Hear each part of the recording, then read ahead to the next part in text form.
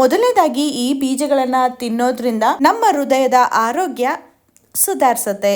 ಈ ಬೀಜದಲ್ಲಿ low calorie ಇರೋದ್ರಿಂದ ಹಾಗೆ ಹೆಲ್ದಿ ಆಗಿರುವಂಥ ಫ್ಯಾಟ್ಸ್ ಇರೋದ್ರಿಂದ ಹೃದಯದ ಆರೋಗ್ಯ ಸುಧಾರಿಸುತ್ತೆ. ಇನ್ನು ಬೋನ್ಸ್ ಹೆಲ್ತ್ ಅಂದರೆ ಮೂಳೆಗಳನ್ನ ಗಟ್ಟಿ ಮಾಡುತ್ತೆ. ಈ ಬೀಜಗಳಲ್ಲಿ ಯಥೇಚ್ಛವಾಗಿ ಐರನ್ ಕಂಟೆಂಟ್ ಇರೋದ್ರಿಂದ ಹಾಗೆಯೇ ಇದನ್ನು ತಿನ್ನೋದ್ರಿಂದ ಮೂಳೆಗಳ ಗಟ್ಟಿ ಜೊತೆಗೆ ಆಕ್ಸಿಜನ್ ಸಮಸ್ಯೆ ಇದ್ರೂ ಕೂಡ ನಿವಾರಣೆ ಆಗತ್ತೆ. ನಮ್ಮ ಬುರುಡೆಯಲ್ಲಿ ಮಸಲ್ಸ್ನು ಕೂಡ ಸ್ಟ್ರಾಂಗ್ ಆಗಿ ಇಟ್ಕೊಳ್ಳೋದಕ್ಕೆ ಹೆಲ್ಪ್ ಮಾಡುತ್ತೆ. ಮೂರನೇದು ಬಂದರೆ ಡೈಜೆಷನ್ ಸಿಸ್ಟಮ್.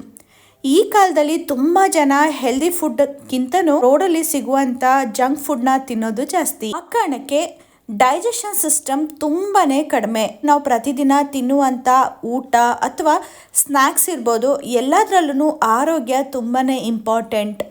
ಹಾಗೆಯೇ ಯಾವ ಒಂದು ಪದಾರ್ಥನ ಬಳಸಿ ಆ ಅಡುಗೆನ ಮಾಡಿದ್ದಾರೆ ಅನ್ನೋದು ಕೂಡ ತುಂಬಾ ಮುಖ್ಯ ಆಗತ್ತೆ.